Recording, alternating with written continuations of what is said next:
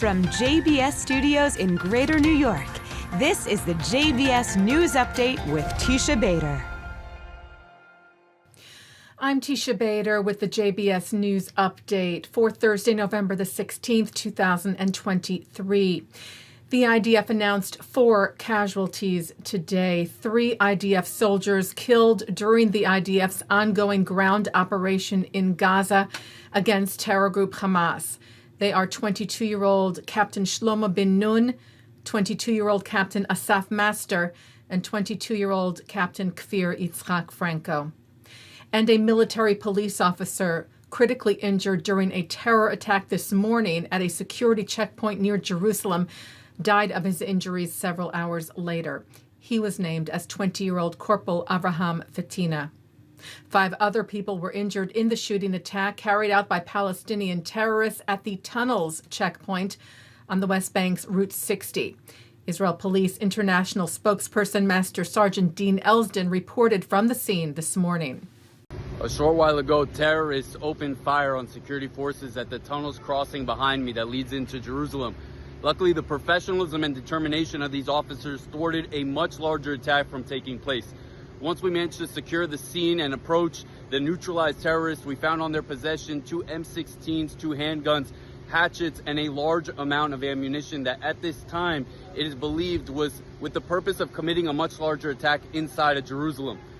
Along with the weapons shown in the video, you can also see uniforms resembling those of the IDF. The terrorists were said to have been members of or affiliated with terror group Hamas. And the IDF said today that it recovered the body of 65-year-old Yehudit Weiss from a building near Shifa hospital in Gaza. Weiss was taken captive by Hamas terrorists from her home in Kibbutz Be'eri during the October 7th massacre, where her husband was murdered. Earlier today, Israel's Defense Minister Yoav Gallant said the IDF is continuing its precise and selective operations in the Shifa hospital and has located what he called significant findings there. The IDF, he said, has also completed control of the western part of Gaza City and is moving on to the next phase.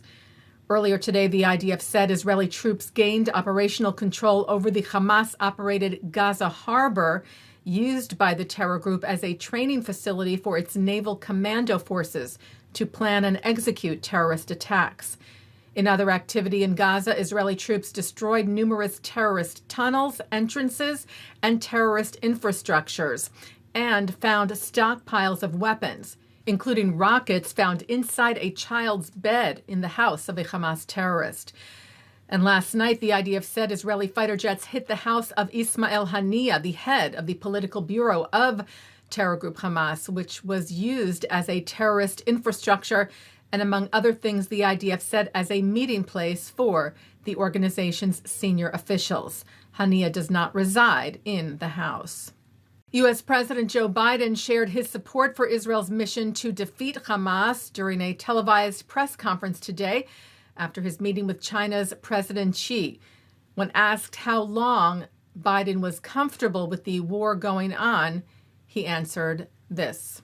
With regard to when is this going to stop, I think it's going to stop when Hamas no longer maintains the capacity to murder and abuse and just do horrific things to the Israelis.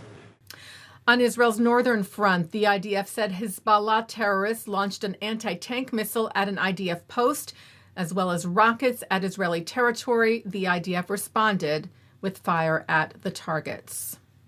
And here in the U.S., the Ventura County, California Sheriff's Office arrested a suspect today in connection with the death of a Jewish man in Thousand Oaks on November the 5th.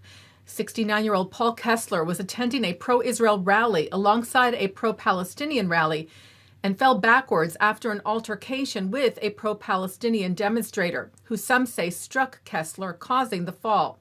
Kessler later died of his injuries. The sheriff's office said the 50-year-old suspect will be booked into jail in the investigation of involuntary manslaughter.